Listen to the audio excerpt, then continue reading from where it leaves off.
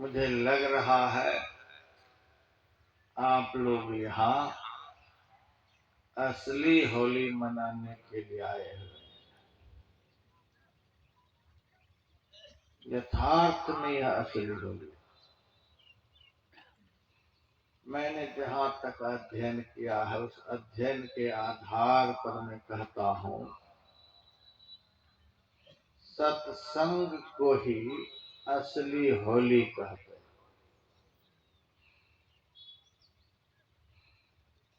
सत्संग का अर्थ क्या होता है? मेला, प्रवचन? नहीं नहीं, सत का संग, यही है सत्संग। सत क्या है? इस संसार संसार है कि परमात्मा? भगवान कृष्ण ने कहा है, ना सतो विद्यते भावो ना भावो विद्यते सतः। असत का अस्तित्व नहीं है, सत का कभी अभाव नहीं होता। जिसका कभी अभाव नहीं होता, जो त्रिकालाबाधित तत्व सदैव एक समान रहता है, उसी को सत कहते हैं। और परिवर्तनशील को, बदलने वाले को, विनाशवान पदार्थ को असत कहते हैं। अनादिकाल से हम लोग असत का संग करते आ रहे हैं। उसका परिणाम क्या है? रोना धोना। भगवान कृष्ण ने यह भी बतला दिया, दुःखालयम शाश्वतम। यह परिवर्तनशील संसार शाश्वत दुख का घर है। इस घर से जो प्रेम करेगा उसको दुख के अलावे कुछ भी नहीं मिलेगा। यहाँ के विज्ञ समाज जानते हैं, महाराज दशरथ ने 23,000 वर्ष तक पूर्व जन्म में तप किया था और मोरबारा में बैठकर तप नहीं किया था, नैमिषारण्य तीर्थ में बैठकर के तप किया था। करहि आहार सात फल कंदा, इस तरह से फल मूल खा करके, जल पी करके, हवा पी करके तप किए थे। उस तपस्या के बल से उन्होंने ब्रह्म को बेटा बना दिया। ब्रह्म उनके घर बेटा बनकर के आए। जाकर नाम लिए शुभ होई, मोरे गृह आवा प्रभु सोई। परमात्मा ही महाराज दशरथ के घर अवतीर्ण लिए थे।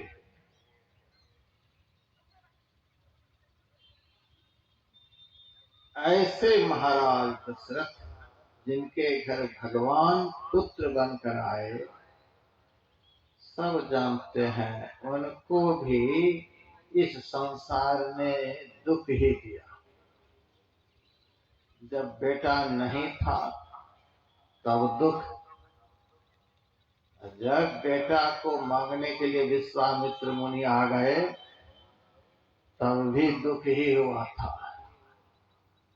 जब 27 साल अयोध्या में रहकर बेटा वन को चले गए, फिर तो रोते रोते महाराज चले गए। राव गए सुधाम।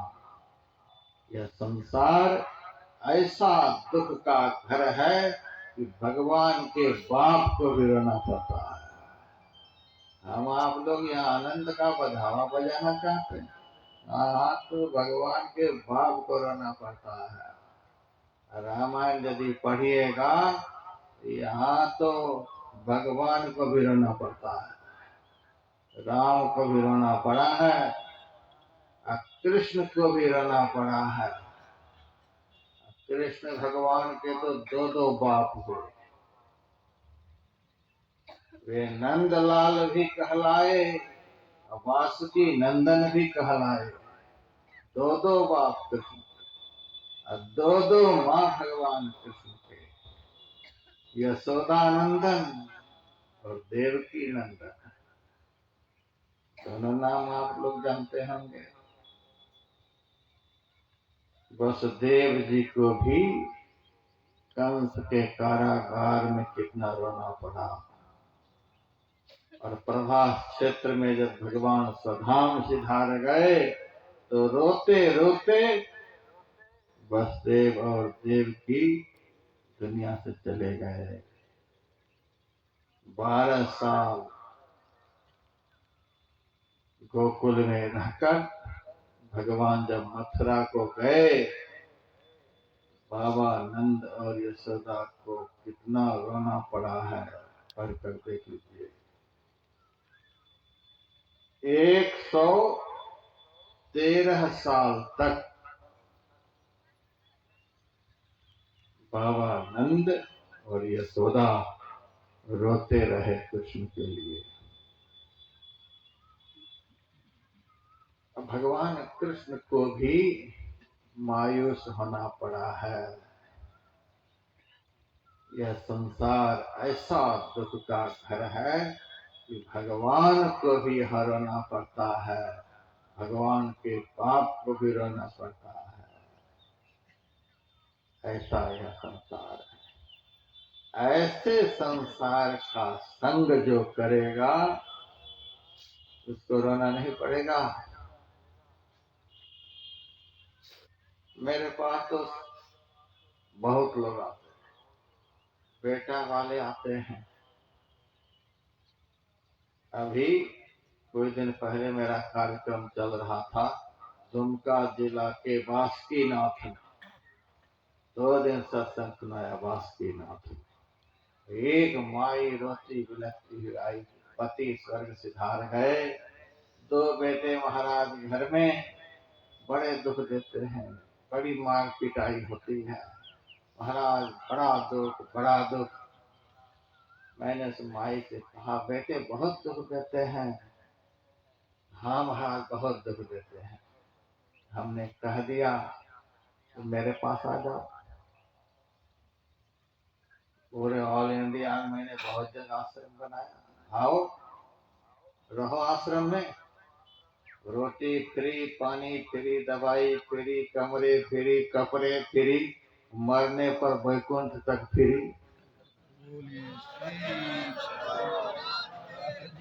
आओ रहो। बेटा धोखा दे सकता है, बेटी धोखा दे सकती है, दुनिया के सारे सगे संबंधी धोखा दे सकते हैं, लेकिन सच्चा साधु समाज को कभी धोखा नहीं देता है। आ जाओ महाराज, कोई जड़ी बूटी बेटा को पिला दो, रहूं वहीं पर लेकिन वो दुख नहीं दे। यही है संसार। असारः खलु संसारे दुख रूपी विमोह। सुतः कस्य धनं कस्य स्नेहवान जरते। रहूं वहीं लेकिन दुख नहीं हो, आग में रहूं लेकिन शरीर जले नहीं, यह कभी संभव नहीं है।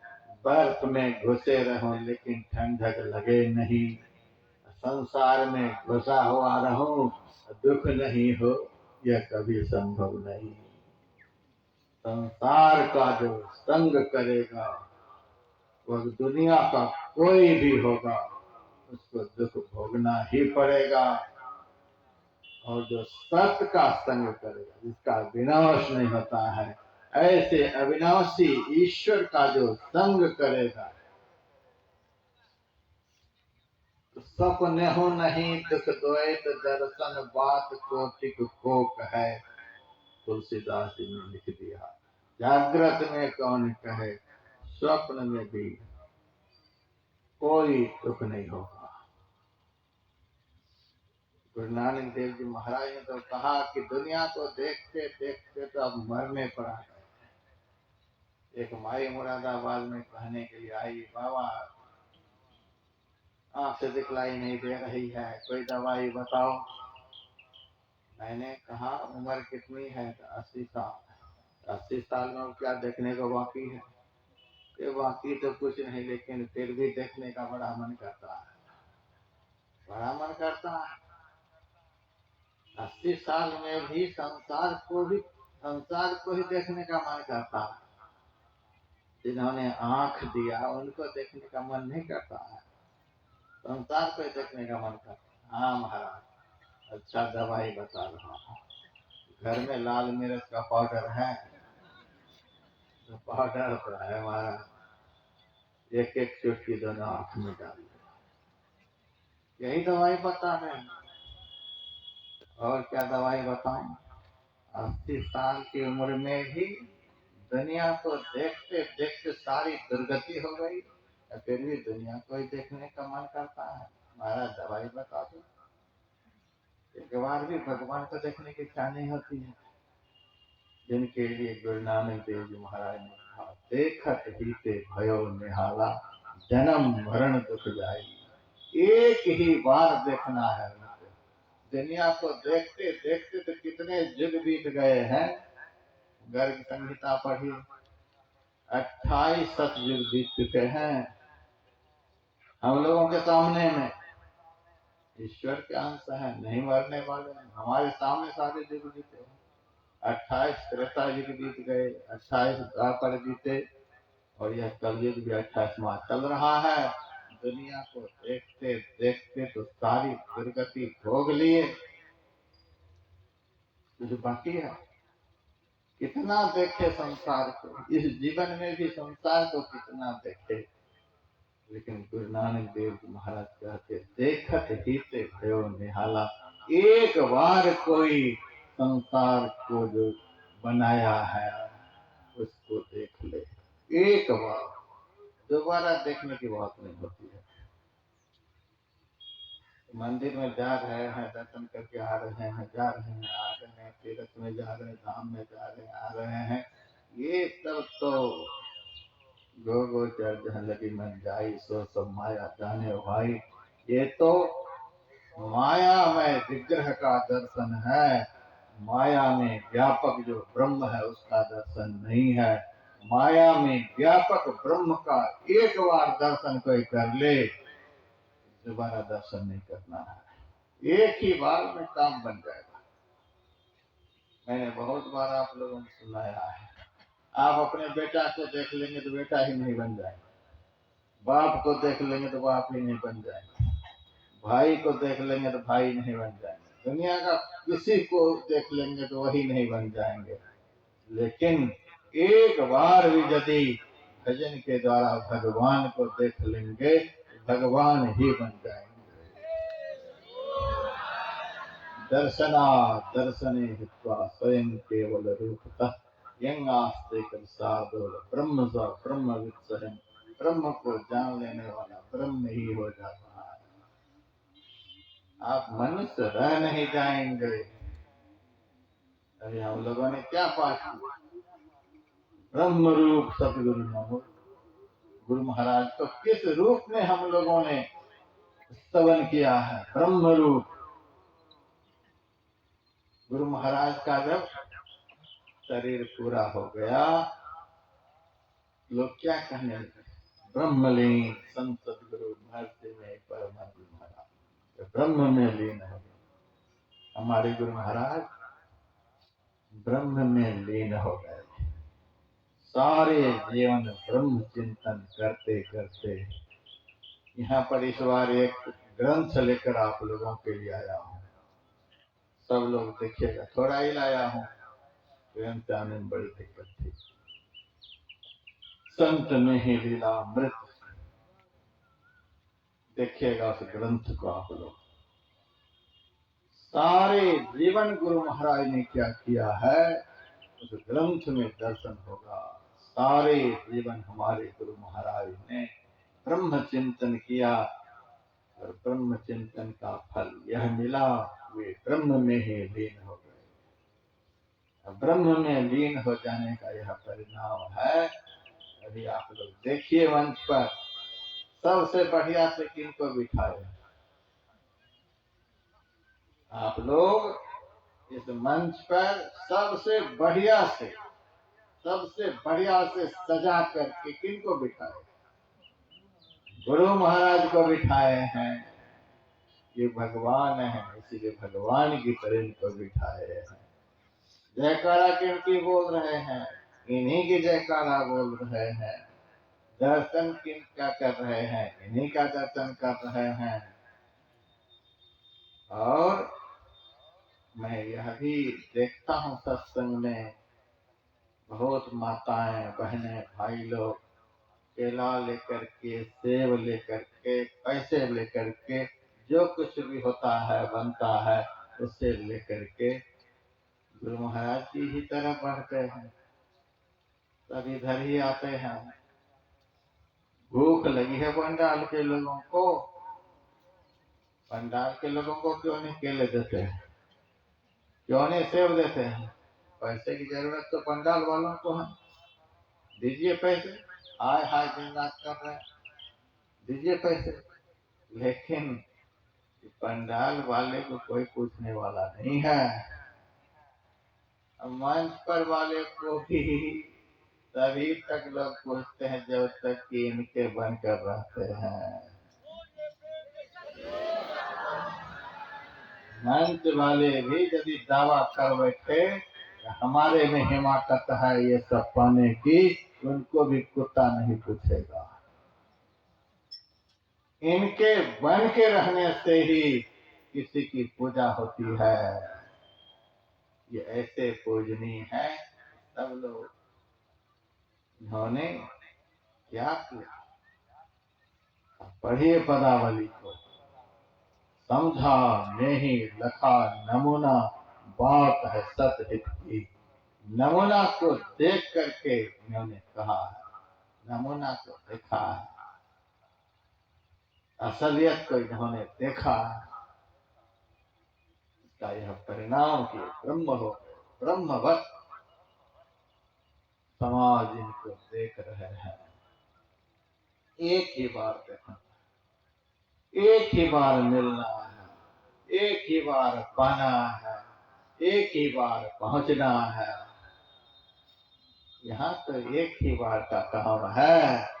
संसार से तो मिलना जुलना बारंबार, तो भी रोना धोना खत्म नहीं होता है। रोना धोना बारंबार, मिलना जुलना बारंबार। परमात्मा से एक बार कोई मिल ले, रोना धोना सदा सदा के लिए खत्म। तुम में निज में भेद बुद्धि को जो सकते हैं मिटा, वह तुम्ही तुम वही में ही प्रश्न को निराते नहीं। दुख का प्रश्न ही खत्म हो जाएगा, क्लेश का प्रश्न ही खत्म हो जाएगा, फिर तो केवल आनंद बचता है। संत कबीर साहब की वाणी में, जोग जुगत से रंग महल में, पिय पायो अनमोल रे। योग की युक्ति से 2 दिनों तक उस सत्य से मिलने की बात बताई जाएंगी। 2 दिनों तक वो सत्य स्वरूप परमात्मा से हम लोग कैसे मिलेंगे, वह सब युक्ति बतलाई जाएंगी। उसकी युक्ति होती है। आप कहेंगे ठीक है परमात्मा से मिल जाते हैं, कहने से मिल जाएंगे? उसकी युक्ति है, उसके लिए साधना है, उसके लिए अभ्यास है। संसार भी ऐसे नहीं मिल जाता है। संसार तो दुख भी देता है और परिश्रम भी करवाता है। बेटा ऐसे थोड़े हो जाता है, बहुत परिश्रम से होता है। घर ऐसे बनता है, बहुत परिश्रम से बनता है। दुकानदारी ऐसे चलती है, बहुत परिश्रम से। नौकरी ऐसे थोड़े मिल जाती है, बहुत परिश्रम से। इलेक्शन में कोई थोड़े जीत जाता है, बहुत परिश्रम करना पड़ता है। दुख भी होता है, परिश्रम भी होता है। और परमात्मा दर्शन करने वाले को परिश्रम तो होता है, लेकिन जब से परिश्रम शुरू होता है तभी से दुख का अंत होना शुरू हो जाता है, आनंद का मिलना शुरू हो जाता है। हमारे गुरुदेव ने तो कह दिया, चलो तो पंथ सुख बहुत महा है। यह तो ऐसा आनंदमय रास्ता है कि चलो सुख मिलना शुरू हो जाएगा। यहाँ तो मैं देख रहा हूँ, सबकी सकल सूरत को देख रहा हूँ। कोई पलंग पर नहीं बैठे हैं, सोफा पर नहीं बैठे हैं। पलंग पर बैठने वाले, सोफा पर बैठने वाले, समग्र सुविधाओं के बीच जीने वाले आज पुआल पर बैठे हुए हैं। घर में होते अब तक कितना नाश्ता पानी कर लिए होते, कितनी मौज मस्ती आज ले लिए होते, लेकिन यहाँ पर भूखे प्यासे सब लोग पुआल पर बैठे हैं। फिर भी सबका दिल कहता होगा, जो सुख जो आनंद यहाँ मिल रहा है वो सोफा पर नहीं मिल सकता, पलंग पर नहीं मिल सकता। रास्ता बताया जाएगा सत्संग में। देख रहे हैं, जिस बात को सुनने से इतना आनंद है, उस काम को करने में कितना आनंद होगा, और उस काम का परिणाम जब जीवन में आएगा, परमात्मा दर्शन, उस दर्शन का कितना आनंद होगा, कल्पना कर सकते हैं। जिस विषय को सुनने में भी इतना आनंद आता है, वाल पर आनंद, उस सत्ता का जब साक्षात्कार हो जाएगा, फिर उस आनंद का कौन वर्णन कर सकता है। आनंदे आनंद बाढ़े प्रतिक्षण, दशेन्द्रिय थाके सन्नते बंधन, दीपू चौय पराजय सकल आनंदे मय, जाके जीवाने जीवन थाकेगा। किसी भी जन्म में आनंद खत्म नहीं होगा।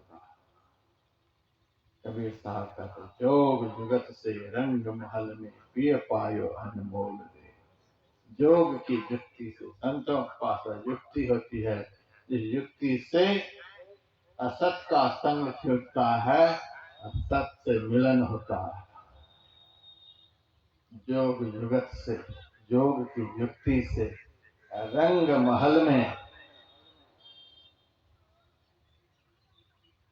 जिस घर में पति पत्नी से मिलन होता है, उस घर को रंग महल कहते हैं। लेकिन यह रंग महल तो नकली है, कब 3 तलाक हो जाए पता नहीं। संसार का रंग महल, सांसारिक देह देह का मिलन, यह तो नकली मिलन है, यह नकली रंग महल है। यथार्थ में जिस महल में असली परमात्मा से असली आत्मा का मिलन होता है, वह असली रंग महल है। परमात्मा असली है, परमात्मा का अभिन्नतम अंश जो यह आत्मा है, यह भी असली है। इन दोनों का मिलन जहाँ होता है, उस घर को असली रंग महल कहते हैं। उस असली रंग महल में संतों की युक्ति से कोई पहुंच पाते हैं। कबीर साहब कहते हैं, जोग जुगत से रंग महल में, जोग की युक्ति से रंग महल में। स्थूल शरीर, जिस शरीर में अभी हम लोग हैं, स्थूल शरीर को कहते हैं। स्थूल शरीर रंग महल नहीं है, इसके भीतर में सूक्ष्म शरीर है, सूक्ष्म शरीर भी रंग महल नहीं है। सूक्ष्म के भीतर में कारण शरीर है, वह भी रंग महल नहीं है। कारण के भीतर में महाकारण शरीर है, वह भी रंग महल नहीं है। महाकारण के भीतर में कैवल्य शरीर है। कैवल्य का अर्थ केवल, सिर्फ, मात्र, एक, जहाँ समग्र शरीर संसार जड़ात्मक बंधनों से निर्मुक्ति हो जाती है, जहाँ विशुद्धतम चैतन्यांश, चेतन का अंश आत्मा रहता है। जहाँ विशुद्धतम आत्मा है, उसी स्थान को असली रंग महल कहते हैं। उस आत्मा से, उस विशुद्धतम आत्मा से जो दर्शन होता है, गुरु महाराज कहते उसी को ईश्वर दर्शन कहते हैं। चिदानंद में देख तुम्हारा कैवल्य शरीर ही रंग महल है। वहां जाकर के कबीर साहब का तो जोग जुगत से रंग महल में पिय पायो, मैंने परमात्मा रूपी पति को पा लिया। बड़ा विलक्षण पति है।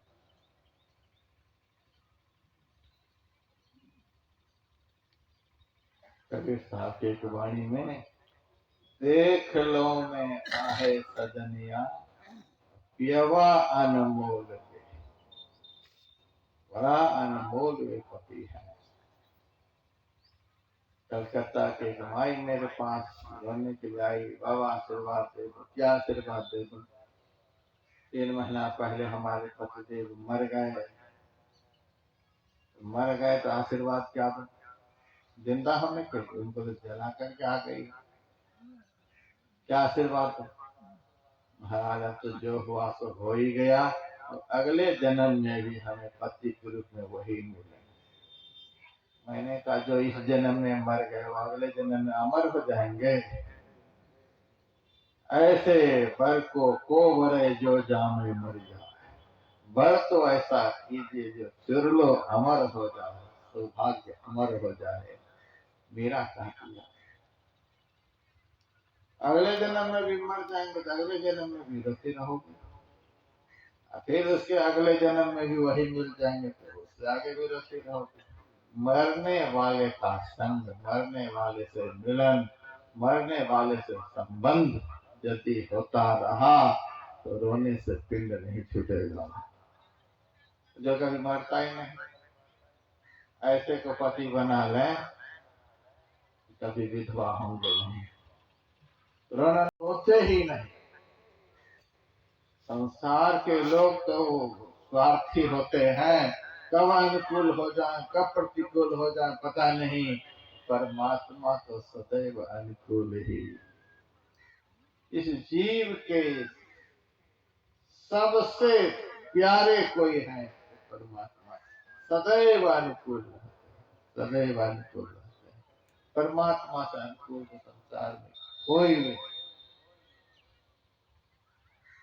ऐसे परमात्मा पति है।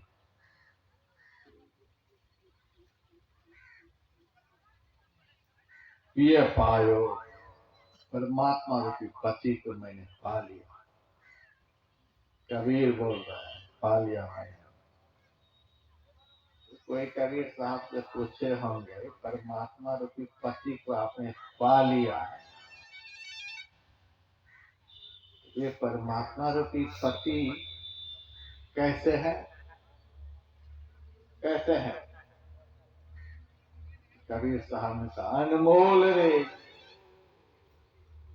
परमात्मा रूपी पति अनमोल है। अनमोल का तो आप लोग जानते होंगे, जिसका मूल्य नहीं। हीरा का पहाड़ भी होगा तो उसका मूल्य होगा, सोना का पहाड़ भी होगा तो उसका मूल्य होगा, पूरा संसार का भी मूल्य है। लेकिन कौन ऐसा पदार्थ है जिसका मूल्य नहीं होता? 3 ही पदार्थ ऐसे हैं जिसके मूल्य नहीं है।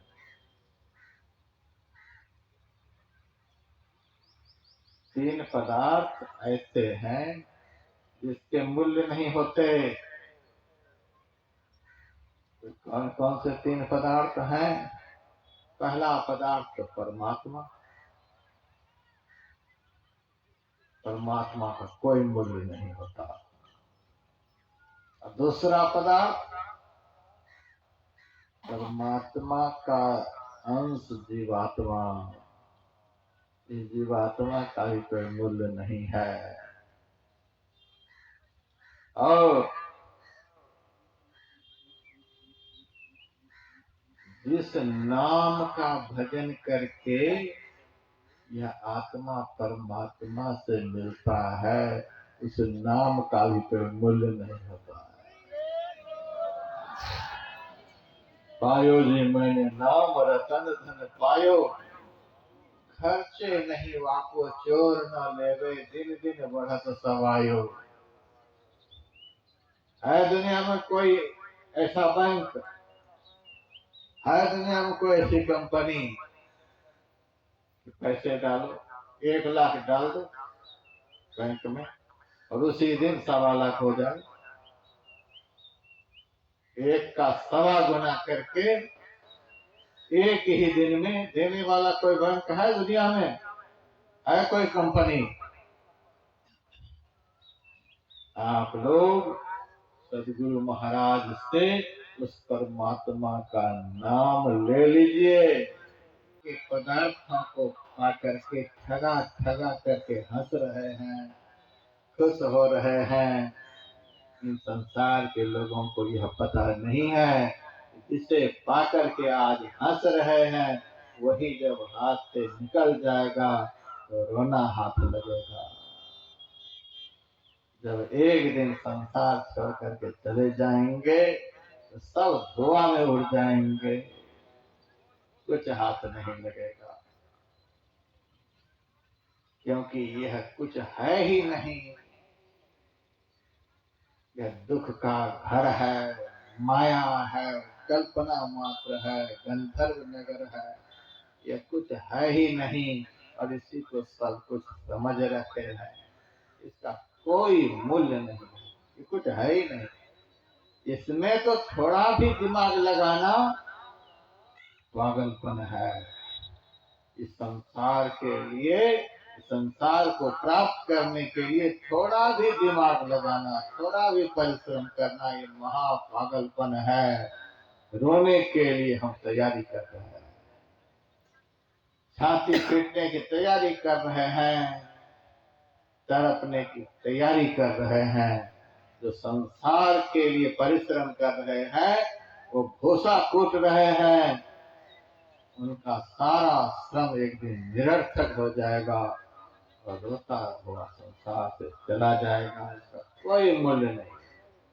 मीरा कहती है तुम्हारे अंदर ही संत सदगुरु का दिया हुआ नाम रूपी धन है, जिसका कोई मूल्य नहीं होता, उसकी कमाई नहीं करते। खर्चे नहीं वाको चोर न लेवे, दिन दिन बढ़त सवायो, ऐसा भजन रूपी धन। और वह धन ऐसा है, उस भजन रूपी धन से जिस परमात्मा का कोई मूल्य नहीं, उसको आप खरीद सकते हैं।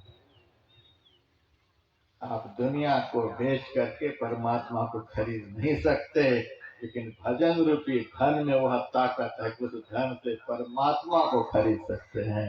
वह आवत प्रेम के मोल मायरी, मैंने लीनो गोविंद मोल, मैंने गोविंद को खरीद लिया। मेरा ऐसे कहने वाली दुनिया में कोई नहीं हुए। अब तक तो सब अनमोल अनमोल कहते ही रहे, दुनिया के सब लोग, कबीर, नानक, तोर, तुलसी जितने हुए सब कहते रहे परमात्मा अनमोल है, परमात्मा अनमोल है। लेकिन भारत की भूमि पर राजस्थान में एक ऐसी माई का अवतार हुआ, जिस माई ने चौराहे पर खड़ी होकर के कह दिया मैंने गोविंद लीनो मोल, मैंने परमात्मा को खरीद लिया। किससे खरीद लिया? वह आवत प्रेम के मोल मायरी, मैंने गोविंद लीनो, परम प्रेम से, परमात्मा भजन से, भजन रूपी धन से उस अनमोल को खरीदा जाता है और किसी भी तरह से नहीं खरीद सकते। जो अनमोल को खरीद लेगा तो कैसा बन जाएगा? वह भी अनमोल ही बन जाएगा। जिसके पास अनमोल धन होगा वह धन वाला भी अनमोल ही कहलाएगा, उसका नाम भी अनमोल हो जाएगा। जिसके पास संसार का जितना वैभव होता है वह उतना ही बड़ा आदमी माना जाता है। 1 किलो सोना किसी के घर में है तो बहुत बड़ा धनवान कहलाता है। 10 किलो हो जाए तो उससे बड़ा धनवान माना जाएगा। 1 क्विंटल होगा उससे बड़ा धनवान माना जाएगा। जिसके पास दुनिया का धन जितना अधिक होगा वह उतना ही बड़ा धनवान माना जाएगा। लेकिन दुनिया का जितना भी धन है उसका मूल्य है, वह मूल्य वाला धनवान है। परमात्मा का कोई मूल्य नहीं। उस परमात्मा को जिन्होंने प्राप्त कर लिया उससे बड़ा धनवान कौन होगा? उससे बड़ा धनवान कौन होगा? अनमोल धन जिनके पास है उनसे बड़ा दुनिया में कौन हो सकता है? इसीलिए जब संत पलटू साहब से पूछा गया आपकी निगाह में इस संसार में सबसे बड़े आदमी कौन है? प्रधानमंत्री हैं कि राष्ट्रपति हैं कि बिरला है या अनिल अंबानी है, कौन है? पलटू साहब ने कहा सबसे बड़े हैं संत। दूसरा नाम है तीजे 10 अवतार के हैं पर नाम है ब्रह्मा विष्णु महेश सकल संसार है। यहाँ पलटू सबसे ऊपर संत मुकुट सरताज, सबसे बड़े हैं संत, क्योंकि उनके पास अनमोल धन होता है। जब लोकसभा का चुनाव होता है तब संतत्व का पता चलता है कि बड़े बड़े सांसद उसी लंगोटी वाले के चरण चूमने के लिए जाते हैं और प्रधानमंत्री तक को भी मैंने प्रणाम करते हुए देखा है। 5 अगस्त को,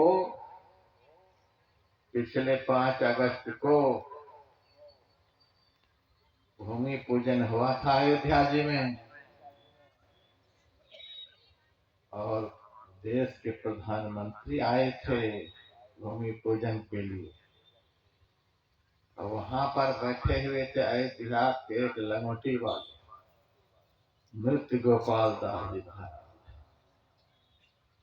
गोपाल दास जी को भारत के प्रधानमंत्री पैर छू करके प्रणाम कर रहे हैं। भारत के प्रधानमंत्री गोपाल दास जी को पैर छू करके प्रणाम कर रहे हैं। कुछ बात तो जरूर है। क्या बात है? जिन्होंने उस साधु का सम्मान नहीं किया वो आज नाच कूद करके मर गए लेकिन सत्ता हासिल नहीं कर पाए।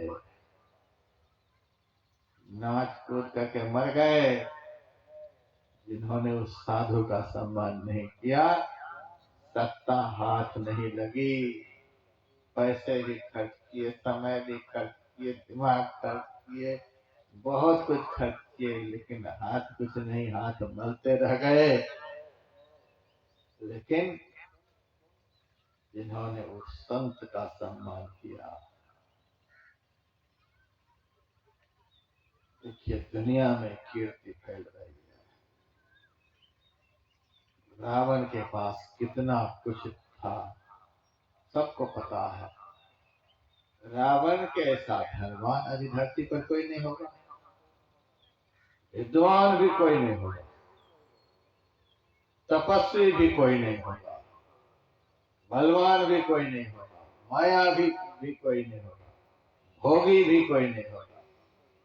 दुनियावी चीजों के मामले में रावण से ज्यादा कोई नहीं, लेकिन उस रावण ने संत का सम्मान नहीं किया। 2 चौपाई है सुंदरकांड में, जिस चौपाई के साथ अवज्ञा शब्द का तुलसीदास ने प्रयोग किया है। साधु अवज्ञा कर फल ऐसा, जरई नगर अनाथ कर जैसा। साधु के अपमान का यह फल कि रावण के ऐसा नाथ का नगर अनाथ की तरह स्वाहा हो रहा। और दूसरी चौपाई, साध अवज्ञा तुरत भवानी, कर कल्याण अखिल कह हानि। विभीषण का उन्होंने अपमान किया, सारा कल्याण का नाश हो गया, संपूर्ण कल्याण खत्म हो गया। क्या है संत में गुण कि जिन्होंने उस चरण का सम्मान किया। विभीषण जी ने हनुमान संत का सम्मान किया। पढ़िए रामायण में, रावण के जीते जीते लंका का बादशाह बन गया। राम ने रावण के रहते ही लंका का बादशाह घोषित कर दिया विभीषण को। जिन्होंने संत के चरण का सम्मान किया, रावण के से बादशाह के रहने पर भी वहां का बादशाह संत का सम्मान करने वाला हुआ।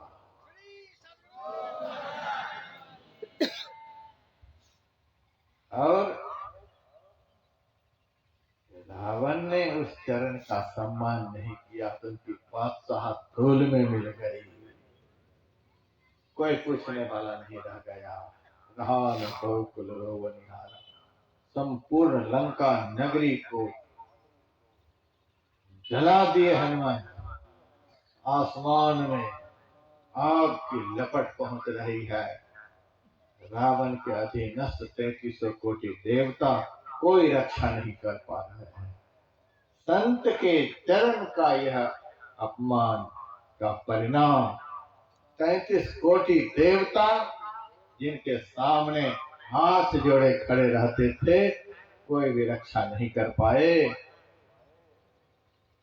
देवराज इंद्र को कहा, इंद्र पानी बरसाओ, बारिश करो जल्दी से।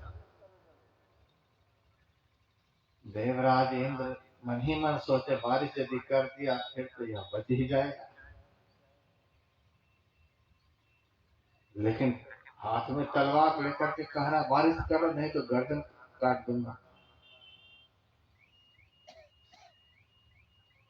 इंद्र तो घबराया, अब तो बारिश करना ही पड़ेगा। तैयार हो गए बारिश करने के लिए, घटा छा गई। तब हनुमान जी गदा लेकर के कहते हैं, देख रहा है यदि बारिश किया तो इसी गदा से चूर चूर कर दूंगा। मैं आग लगाया हुआ तो बुझाने के लिए तैयार हो गया। देख ले महाराज, देखो रावण तलवार दिखा रहा है। तलवार दिखा रहा है तो सबसे बड़ा पहलवान कौन है बता। अकेले में रावण की नगरी को स्वाहा कर रहा हूँ, बड़ा पहलवान तो मैं हूँ। मेरी गदा का डर नहीं लगता है तुमको? बारिश करेगा तो खत्म कर दूंगा। देवराज इंद्र ने कहा कि बारिश करने दो महाराज, आग नहीं बुझेगी। हनुमान जी ने कहा, बारिश होगी और आग नहीं बुझेगी? बिल्कुल नहीं बुझेगी। कैसे? पानी की बारिश करूंगा तब तो आग बुझेगी, पेट्रोल बरसाऊंगा। आज पता चलाऊंगा संत के अपमान का परिणाम यही रावण के जीवन में आएगा। बारिश तो होगी लेकिन आग नहीं बुझेगी। ऐसे पापी के नगर में मैं पेट्रोल बरसाऊंगा। इस पापी संत के चरण का अपमान किया, जिस चरण के लिए भगवान कृष्ण ने कहा, अनुब्रजामि हम नित्यं पूये यत्यं ऋणी। संत के चलने से मैं उनके पीछे पीछे चलता हूँ, उनके चरणों से धूल उड़ेगी, मेरे शरीर से स्पर्श हो जाएगा तो मैं पवित्र हो जाऊंगा।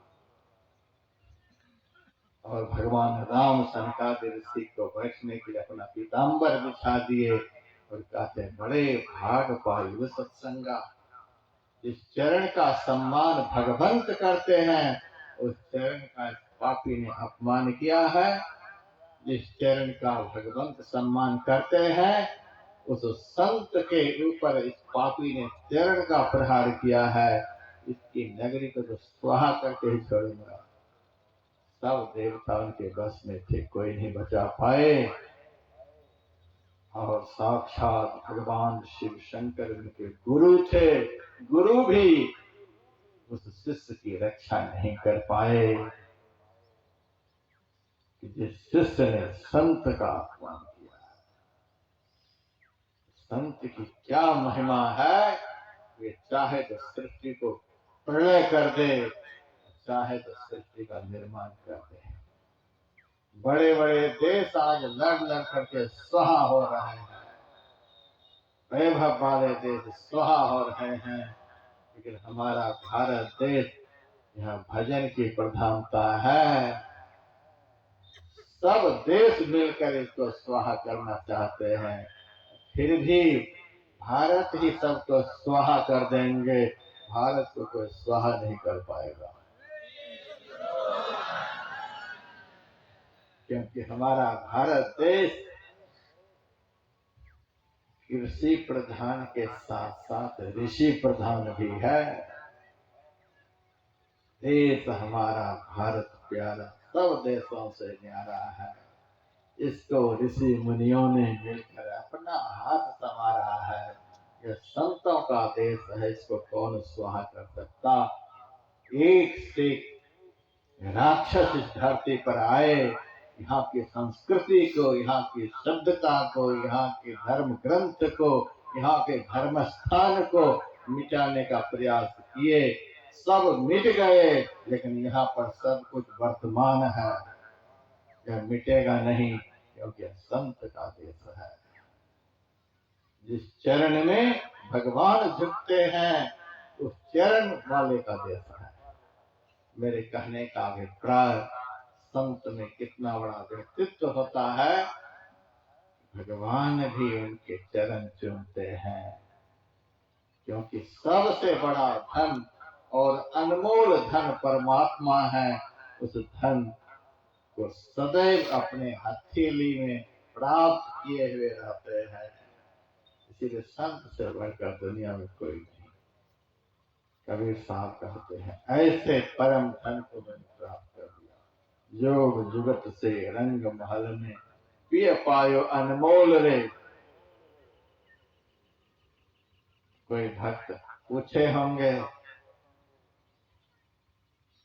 परमात्मा रूपी अनमोल धन को आपने प्राप्त कर लिया, तो उस धन को प्राप्त करने पर आपको क्या मिला?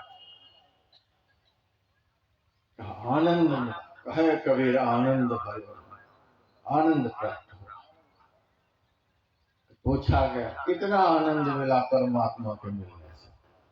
अब वाजत अनहद ढोल रे, अनहद का अर्थ होता असीम, जिसकी सीमा नहीं। परमात्मा में इतना आनंद है, इस आनंद की कोई सीमा नहीं। वाजत अनहद ढोल रे,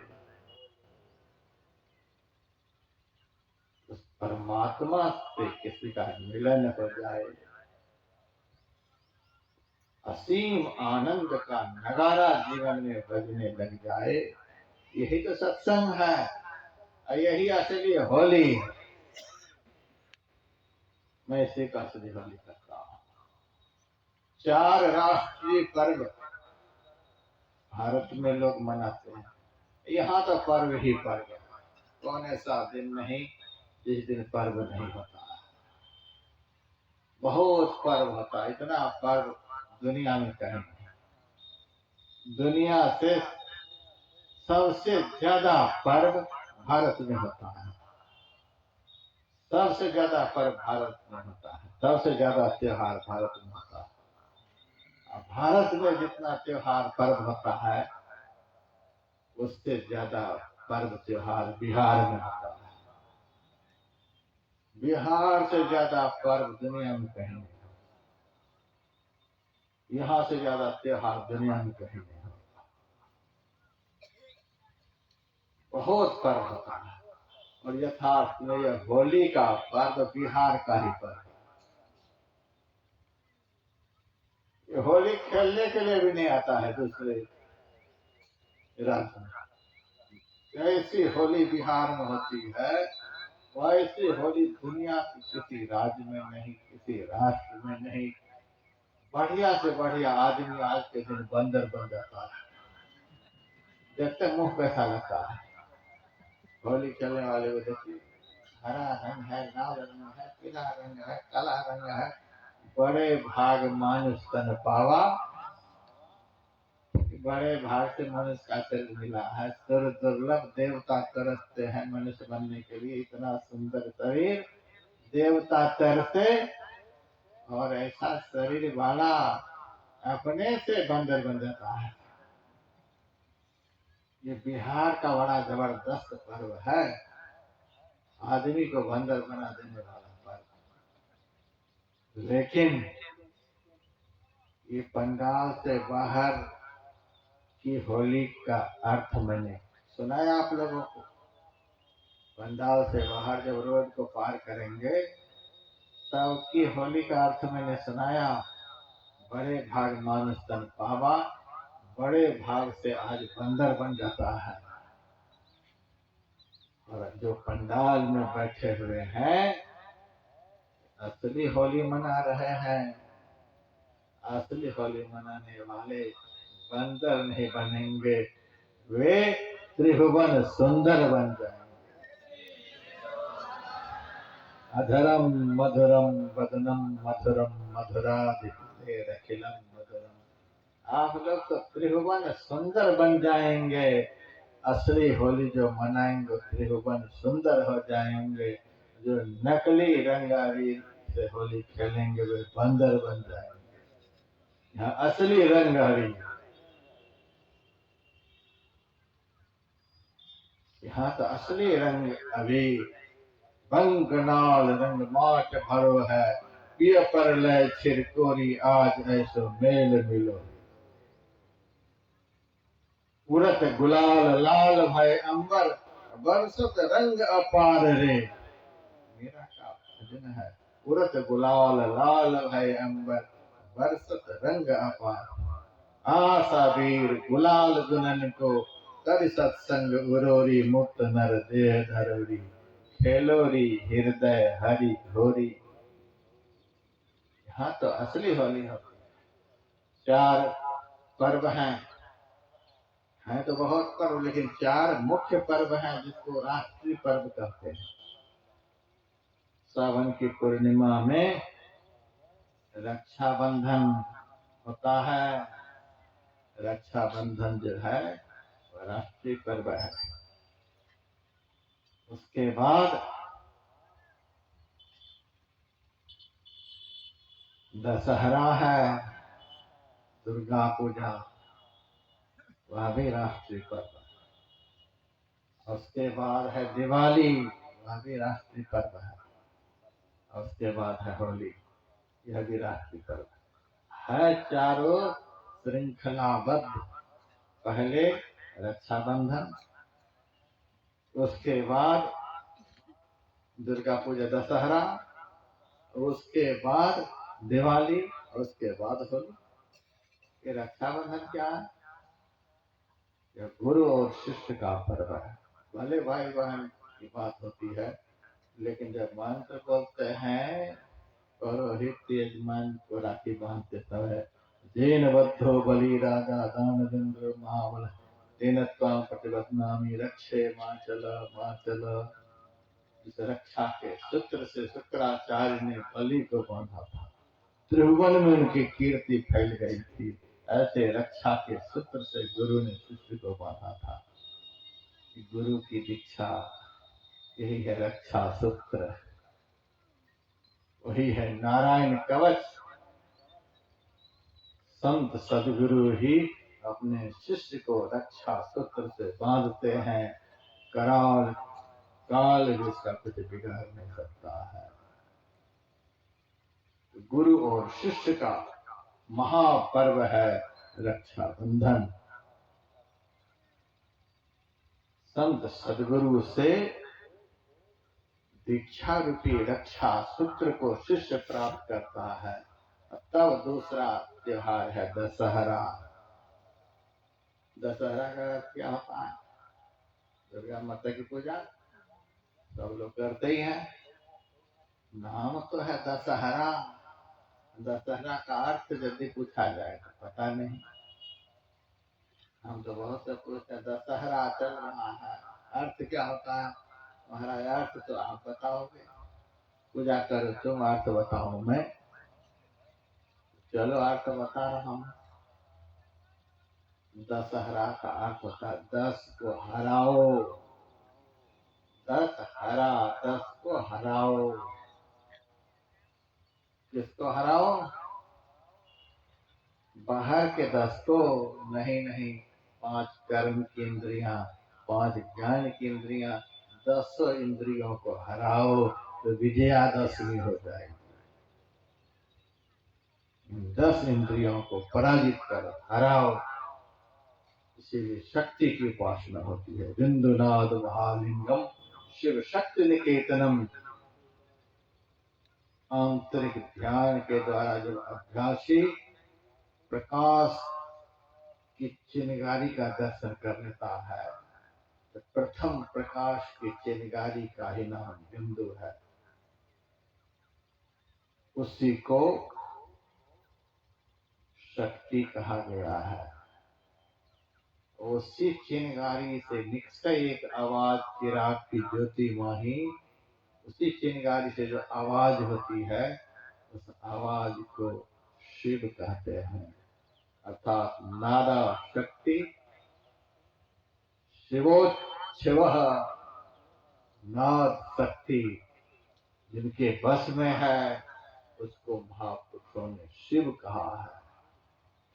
शिव नाद के स्वरूप है और शक्ति बिंदु के स्वरूप। जो अंदर में बिंदु और नाद की उपासना करते हैं यथार्थ वही शिव और शक्ति की उपासना करते हैं। उसी शक्ति की उपासना के द्वारा 5 कर्म की इंद्रियां, 5 ज्ञान की इंद्रियां वश में हो जाती है। 10वें दिन पे विजयादशमी कहते हैं। सब बस में रिपु चौर पराजय, शत्रुओं के समूह पराजित हो जाते हैं। जब ये सारी इंद्रियां वश में हो जाती हैं तब जो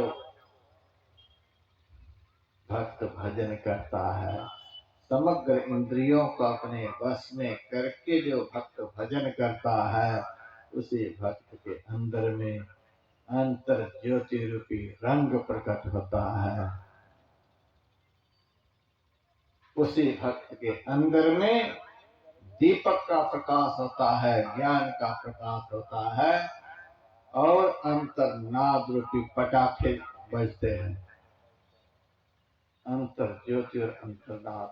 दिवाली की रात में देखते हमने पटाखे छूटते हैं, उत्सव है, मिलन हुआ है शरीर शरीर का, कहते हैं होलिकोत्सव। आत्मा और परमात्मा के मिलन के आनंद का ही नाम होलिकोत्सव है। ये सबसे बड़ा आनंद का विषय है। कहे कबीर आनंद भयो है, आज वह पर्व है और यही सत्संग है। सत और सत का मिलन, परमात्मा सत है, आत्मा सत है, ये दोनों के मिलन, यही तो सत्संग है। यही होली है, जिसके थे उसके हो गए। लेकिन कहने के लिए तो 1 मिनट में होली हो गई, लेकिन ये होली 1 मिनट में नहीं होती है। जब 3 मरेंगे तब होली का त्योहार मनाए जाएंगे। 3 के मरे बगैर बहुत मुश्किल है। पहले तो होलिका को स्वाहा करना पड़ता है, उसके बाद हिरण्याक्ष को मारना पड़ता है, फिर हिरण्यकश्यपु को खानदान समेत मारना पड़ता है। यह त्योहार तो प्रहलाद जी के घर में सबसे पहले हुआ था। प्रहलाद जी के घर में, प्रहलाद जी संत हैं, संत के घर में होली होती है। खेलत संत सुजान होरी, खेलत संत सुजान। प्रहलाद ऐसे भक्त इन तीनों को स्वाहा करके परमात्मा रूपी नृसिंह से मिल करके यह होली मनाए थे और प्रहलाद जी नृसिंह भगवान से मिले थे, अंदर में तो मिले ही थे लेकिन बाहर में मिले थे बिहार में। हम वहां से सत्संग करके आ रहे हैं। सिकलीगढ़ धरहरा में, सिकलीगढ़ धरहरा में वह नृसिंह प्रहलाद स्तंभ है, प्रहलाद जी का स्तंभ है। अभी भी लोग दर्शन करने के लिए जाते हैं। यह तो यथार्थ में बिहार का रिजर्व पर, बिहार में ही नृसिंह भगवान प्रकट हुए थे। बिहार में ही पत्थर से प्रहलाद ऐसे संत ने ब्रह्म को प्रकट किए थे, और प्रहलाद ऐसे संत ने ही अविद्या रूपी होलिका को जला करके राख कर दिए थे। कि अविद्या क्या है, यही तो होलिका है। उसके बाद हिरण्याक्ष क्या है? हिरण्य का अर्थ होता है सोना, अक्ष का अर्थ होता है नेत्र। दूसरे का धन कैसे हमारे घर में आ जाए, इस तरह की लोभमयी वृत्ति का नाम ही हिरण्याक्ष है। कैसे दूसरे के घर का धन, क्या क्या जाल रच के, प्रपंच रच के, किसी भी तरह से दूसरे के धन को हम अपने झोला में भर लें, इस प्रवृत्ति का ही नाम है हिरण्याक्ष। इस प्रवृत्ति को खत्म करना पड़ेगा, ये लोभ है। मैं गया था एक जगह सत्संग करने के लिए, एक महात्मा मेरे पास आ गया रसीद लेकर, मेरे को भी छोड़ने के लिए तैयार नहीं। आप लोगों को क्या छोड़ेंगे? रसीद छाप महात्मा, आप लोगों को क्या छोड़ेंगे? हमारे को भी नहीं छोड़ते। मेरे पास आ गए, मैंने कहा हम तो फकीर महात्मा हैं, हमारे हाथ में कुछ रहता है नहीं, आता है जाता है, न कहे बैंक न कहे अकाउंट है, आता है जाता है, हम क्या देंगे?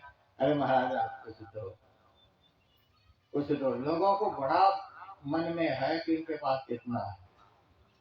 हमारे लिए बड़ा जबरदस्त लोगों को भ्रम है कि कितना है।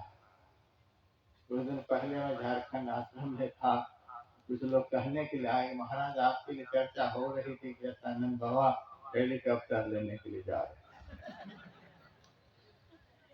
इनोवा की बात नहीं करते। और कौन है तो गाड़ी निकली आजकल, फॉर्च्यूनर। और कौन कौन गाड़ी हमारे आश्रम में है? कुंभ के मेले महात्मा सब आए थे, 2 करोड़ की गाड़ी, 1 करोड़ की गाड़ी, उस गाड़ी का भी नाम नहीं। रतन बाबा सुनते हैं हेलीकॉप्टर लेने वाले, मैंने कहा पहले हेलीपैड बना लेते हैं। इतना हमारे प्रति लोगों के मन में कितना पैसा है, पैसा तो सही में है, पीछे पाए वाले मोल।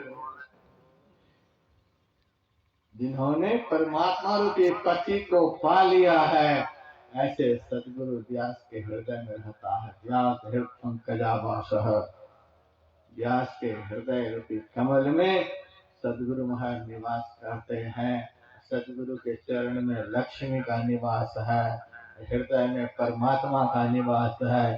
तो हम दरिद्र नारायण थोड़े हैं। बोलिए श्री सदगुरु। दिखलाने के लिए कुछ नहीं, समझने के लिए सब कुछ है, तो बहुत है। मेरे पास आ गया, महाराज आपके लिए सुनते बहुत है, बहुत है। मैंने कहा अरे धंधा ही करना है तो बहुत धंधा है, करो। ये महात्मा होकर के रसीद छाप बन गए, झोला लिए, रसीद लिए, ये कटा दो वहाँ, अगर ये कटा दो, ये बना रहे हैं, वो बना रहे हैं। हाय हाय, इतना जबरदस्त। और कोई धंधा नहीं मिला पैसा कमाने का? माई, और कोई धंधा नहीं सुना? सब कहता है इस धंधा के विषय में गुरु महाराज सत्संग योग में लिखे हैं, सबसे बढ़िया यही धंधा है। सत्संग योग में गुरु महाराज लिख दिए हैं कि सबसे बढ़िया धंधा है पैसा कमाने का। हाँ, पढ़े थे, हम भी सत्संग जो कहीं नहीं देखे। कहाँ सत्संग जो दूसरे भाग में राधा स्वामी का होते हैं, कहाँ है? महाराज पढ़ लो, जैसे बने तैसे करो कमाई, धर चरणन विश्वास। जैसे भी हो, दुनिया को बेवकूफ बना करके उनके पैसे को ऐंठ लो। संत ने लिख दिया सत्संग जो अनर्थ हो गया। क्या से क्या लोग अर्थ लगा रहे हैं संत वाणी का। जैसे बने तैसे करो। चोरी करना पड़े, डाका डालना पड़े, ठगी करना पड़े, घुड़दसाई करना पड़े, इसी प्रवृत्ति का नाम है हिरण्याक्ष। हिरण्याक्ष दूसरे के धन को हड़प लेने की प्रवृत्ति, किसी भी तरह से धर्म के जाल में फंसाकर, कर्म के जाल में फंसाकर, हथियार के जाल में फंसाकर, मोह के जाल में फंसाकर, किसी भी तरह से समाज को भ्रम में डाल करके उनके धन को हड़प लेना, यही है हिरण्याक्ष की प्रवृत्ति। इस प्रवृत्ति को खत्म करना पड़ेगा। हमारे गुरु महाराज जब 1978 ईस्वी में बराड़ी में ध्यान सत्संग का बहुत बड़ा आयोजन कराए थे, तो मोहनलाल झुनझुनवाला आदि बड़े बड़े सेठ साहूकार गुरु महाराज से मिलने के लिए आए। सरकार इतना बड़ा आयोजन करा रहे हैं और आप मांगते हैं किसी से भी नहीं। हम लोगों के मन में होता है कि हम लोग भी सहयोग करें, आप कुछ कहते ही नहीं। हमारे गुरु महाराज ने कहा, यह यज्ञ जिसका है वह करा लेगा। जिसका यज्ञ है वह करा लेगा। साधु खुद बादशाह होता है और भिखारी नहीं होता है। और सुन लो, दुनिया से भला हम क्या मांगे, दुनिया तो खुद ही भिखारिन है। मांगेंगे तो अंतर्यामी से, जहाँ होता कभी इनकार नहीं। दरबार हजारों देखे हैं पर तुझसा कोई दरबार नहीं। हम तो ऐसे दरबार के भिखारी हैं, हम भिखारियों के पास मांगने के लिए जाएंगे। जिनका यज्ञ है वे पूरा करेंगे। अब देखिए, यह आयोजन भी अगुआ तो फकीर ही है। यहाँ का जो कार्यक्रम है, इस कार्यक्रम का अगुआ भी फकीर ही है। अब देखिए कितना जबरदस्त खुटा बनाया है। ऐसा देखे होंगे पंजाब समस्तीपुर जिला में कितना सत्संग का इतना सुंदर सुंदर खंभा बनाया है, इतना बढ़िया चमक रहा है मंच। गुरु महाराज का आसन, फकीर का आयोजन, एक से एक फकीर बैठे हैं मंच पर। फकीर इनके आयोजक हैं। देखिए फकीर का, पैसे वाले का मंच तो कब हवा में उड़ जाएगा पता नहीं। इतना पुराना पुराना सामियाना लगाता है, ऐसा झोल टांग देता है, एक ही हवा में सामियाना आर पार हो जाता है। लेकिन देखिए फकीरों की बादशाह कितना सुंदर सजावट किए हुए हैं। जहाँ कार्यक्रम के मुखिया फकीर होते हैं, तो वहाँ ऐसे ही आयोजन होते हैं। हम जब टहलने के लिए जा रहे थे, बहुत दूर तक गए टहलने के लिए, उधर से देखे 4 घोड़ा वाला रथ आ रहा था। मेरे मन में ये रथ कहाँ जा रहा है। जब आश्रम पहुंचा तो देखे कि आश्रम के सामने रथ खड़ा है। मैं सोचा कि ये रथ आश्रम के सामने क्यों खड़ा है। जब मैं बाहर निकला था, आपके बैठने के लिए खड़ा है। हम तो दंग रह गए, ये फकीरों की व्यवस्था है। गृहस्थ लोग तो 10 बार पैसे को गिनते हैं, पता नहीं लगाऊं कि नहीं लगाऊं, इसमें लगाऊं कि नहीं लगाऊं, इसकी क्या जरूरत है, इसकी क्या जरूरत है। लेकिन जब फकीर कार्यक्रम के मुखिया होते हैं, उनको तो बस कबीरा खड़ा बाजार में लिए लुकाठी हाथ, जो घर जा रहे अपनों चले हमारे साथ। जहाँ फकीर मुखिया होते हैं, वहाँ का ऐसा ही चमक दमक वाला आयोजन, खुला दिल का आयोजन होता है। इसी आयोजन का आनंद होता है। सड़ा दिल से आयोजन होता है, उसमें कोई आनंद नहीं होता है। तो लोभ की प्रवृत्ति को खत्म करना है, फकीरी की प्रवृत्ति को जीवन में भरना है। एक चौराहे पर 8-10 महात्मा बैठ करके आपस में चर्चा कर रहे थे, हमारे आश्रम में तब तक बिजली नहीं लगी है, पंखे नहीं लगे, अब तक नल की टोटी नहीं आई, शौचालय नहीं बना। यही सब आपस में गरीबी की बातें कर रहे थे। सूफी संत इब्राहिम उसी रास्ते से गुजर रहे थे। उन महात्माओं की बातों को सुनकर खड़े हो गए, सुनते रहे। उसके बाद बोलते हैं, तुम लोगों को देखकर लगता है कि फकीरी तुम लोगों को मुफ्त में मिल गई। तो वे ढोंगी महात्मा ने कहा, तो क्या फकीरी खरीदी जाती है? इब्राहिम ने कहा, हाँ जी, फकीरी खरीदी जाती है, और मैंने फकीरी खरीदी है। आपने कैसे फकीरी खरीदी? कितने में खरीदी? बलक के तखत दे करके खरीदी और सस्ते में मिली है। बलक बुखारे के बादशाह थे इब्राहिम। बलक बुखारे की तखत को पैरों से ठुकरा करके हम फकीर बने हैं, तो भी हमको लगता है कि हमने कुछ नहीं ठुकराया है। उस परमात्मा को पाने के लिए समग्र विश्व ब्रह्मांड के आनंद को ठुकराना पड़ता है, तब वह आनंद प्राप्त होता है। मैंने क्या ठुकराया है?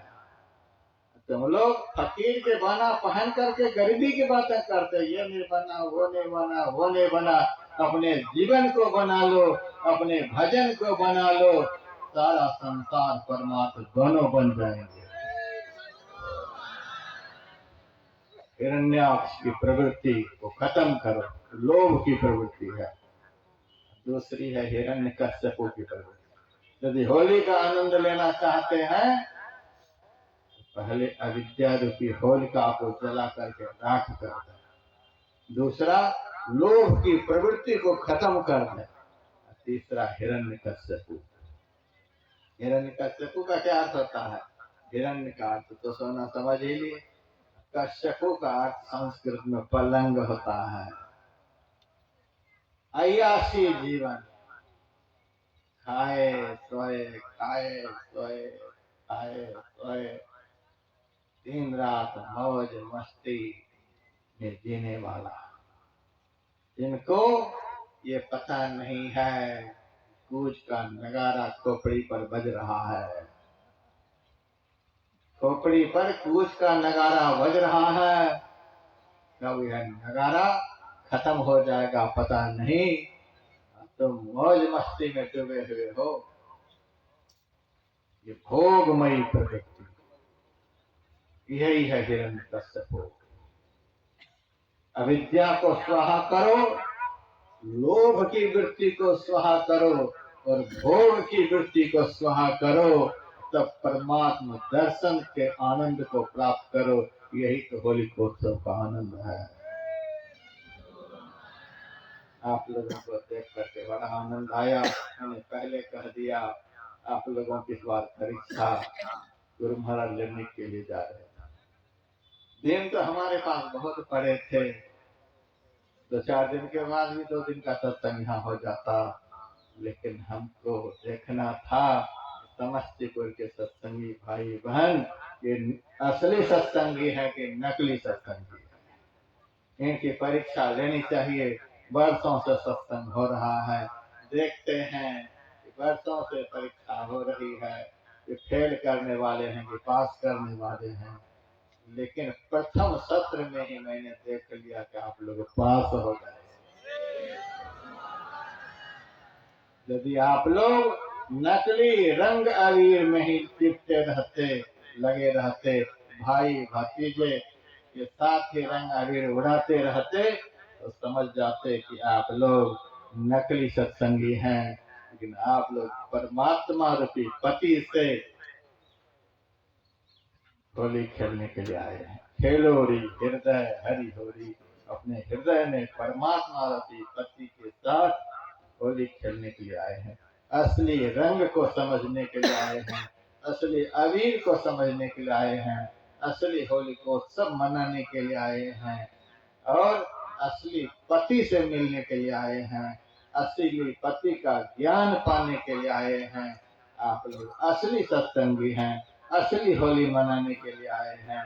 इसीलिए जितना आनंद इस समय की होली में आप लोगों को मिला, उससे डबल आनंद हो जाएगा जब 3 बजे भी इसी तरह से बैठेंगे। 4 सत्रों में त्योहार मनाया गया, जैसे राष्ट्रीय पर्व 4 है भारत के, वैसे ही 4 सत्रों में गुरु महाराज के दरबार में मरवारा में होली को उत्सव मनाए जाएंगे। प्रथम सत्र समाप्ति की ओर है, दूसरा सत्र 2 बजे से भजन कीर्तन से, तीसरा सत्र फिर सुबह में, चौथा सत्र शाम में। चाहूं तो मैं इसी सत्र में होली खत्म कर दूं, लेकिन ज्यादा आनंद नहीं आएगा। धीरे धीरे धीरे धीरे एक आदमी को रंग के घड़ा में ही डुबो दिया जाए, डूब डूब करने लग जाएगा।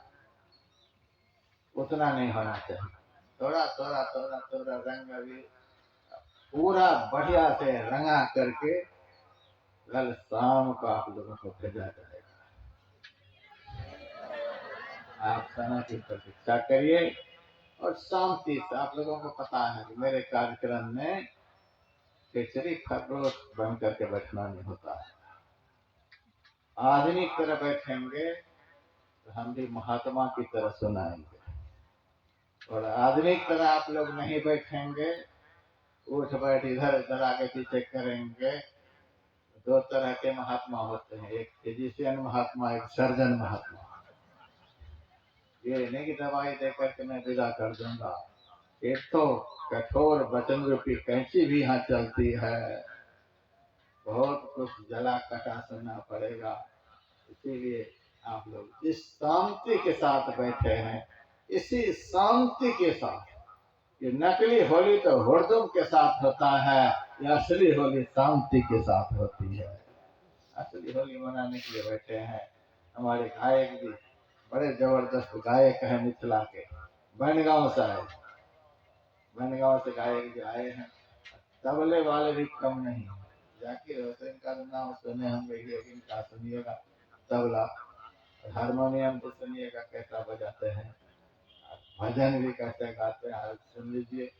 उसके बाद 2 आध्यात्मिक आरतियां होंगी, आरती के बाद तब मिलेगा पुआ।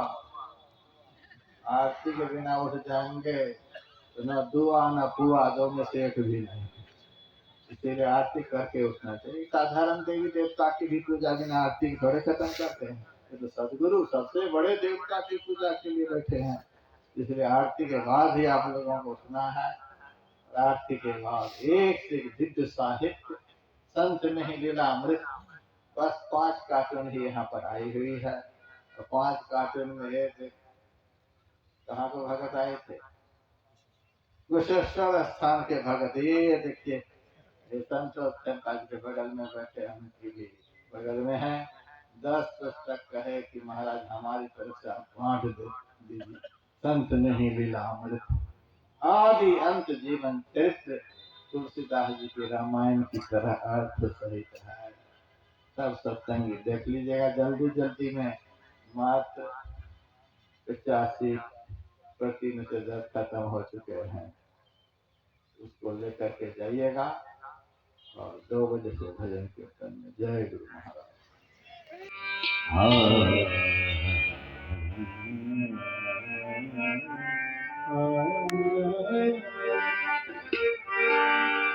संतन के संग लागे, संतन के संग लागे तेरी अच्छी बनेगी। संतन के संग लागे तेरी अच्छी बनेगी। अच्छी बनेगी तेरी किस्मत जगेगी, अच्छी बनेगी तेरी किस्मत जगेगी। होली तेरे बनो, होली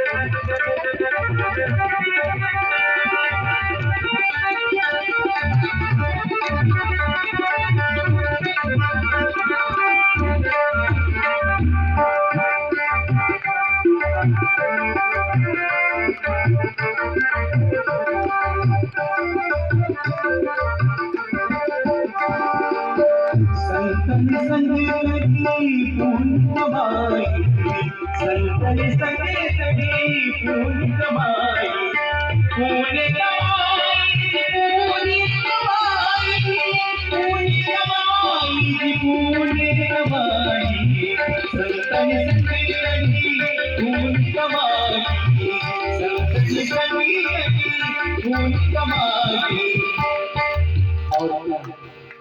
राम चरण अनुराग रे, राम चरण अनुराग रे, तेरी जीवन संतन संग रे, तेरी जीवन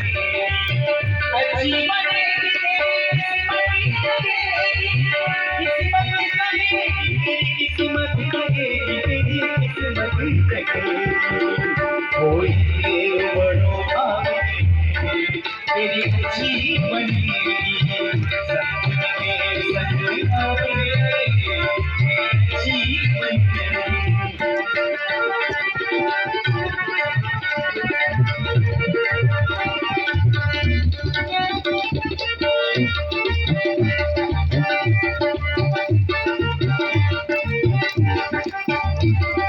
जी की बन गई, प्रहलाद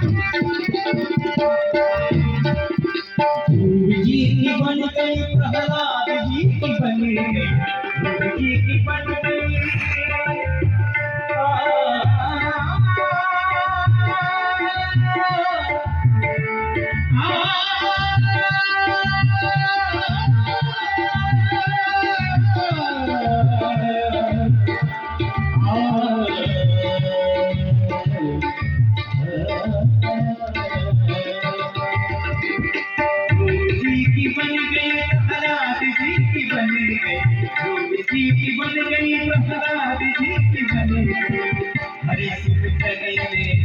हरि सुमिरने हरि सुमिरने में जागरे, तेरी अच्छी बनेगी संतन के संग लागे, तेरी अच्छी बनेगी, अच्छी बनेगी, अच्छी बनेगी, अच्छी बनेगी, किस्मत लगेगी, किस्मत लगेगी, किस्मत लगेगी, कोई तेरे बड़ो भाई तेरी अच्छी बनेगी, संतन के संग लागे, तेरी अच्छी बनेगी।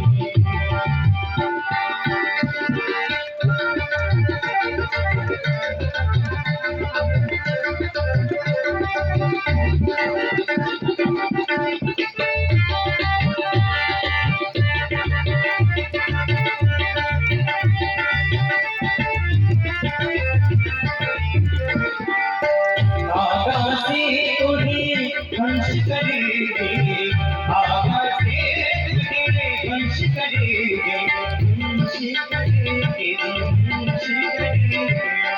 वंश करेंगे, वंश करेंगे, आगा से वंश करेंगे, मिट जाए उनके दाने, मिट जाए उनके दागे, तेरी अच्छी बनेगी संतन के संग लागे, तेरी अच्छी बनेगी, अच्छी बनेगी, किस्मत लगेगी, अच्छी बनेगी, किस्मत लगेगी, ओए तेरे बड़ो भाई तेरी अच्छी बनेगी, संतन के संग लागे, तेरी अच्छी बनेगी।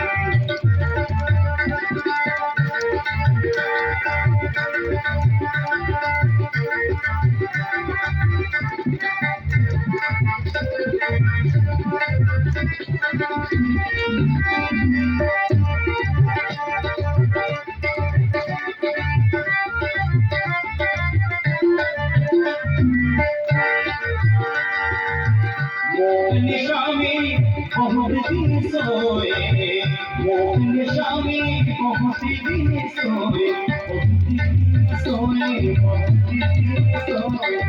बहुत दिन सोए,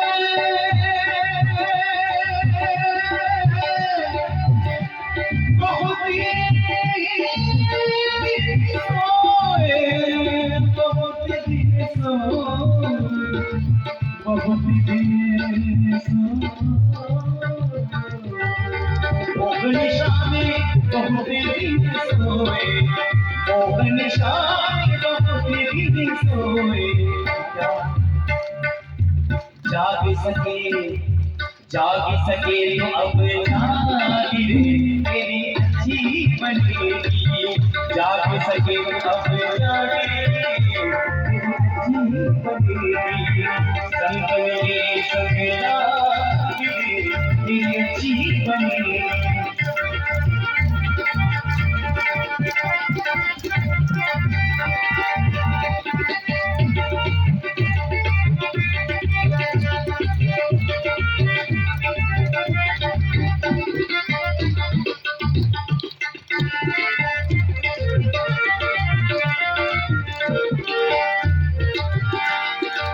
सुख की तैयारी तेरी नशाए, सुख की तैयारी तेरी नशाए, सुख की तैयारी तेरी नशाए, त्याग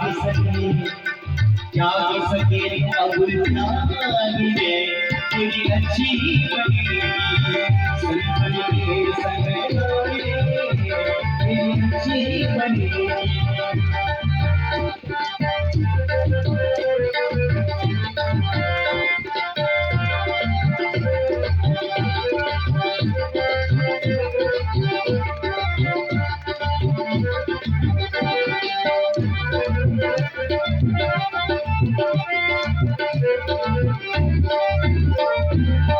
कहत कबीर राम सुमिरन में, राम सुमिरन में, राम सुमिरन में,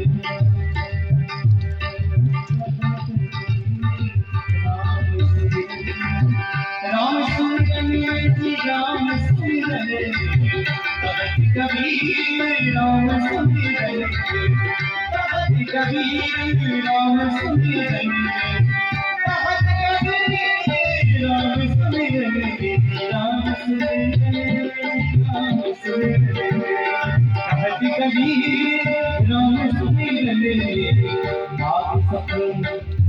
भाग सके तो अब तू न मिली तेरी अच्छी बनेगी, संग के संग आइए तेरी अच्छी बनेगी,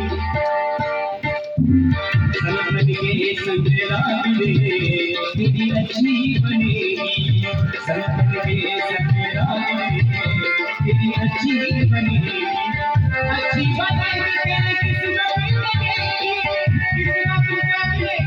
लगेगी, किस्मत लगेगी, किस्मत लगेगी, पूरी तेरे बड़ी भाई तेरी अच्छी बनेगी, संग के संग आइए तेरी अच्छी बनेगी, तेरी अच्छी बनेगी, तेरी अच्छी बनेगी।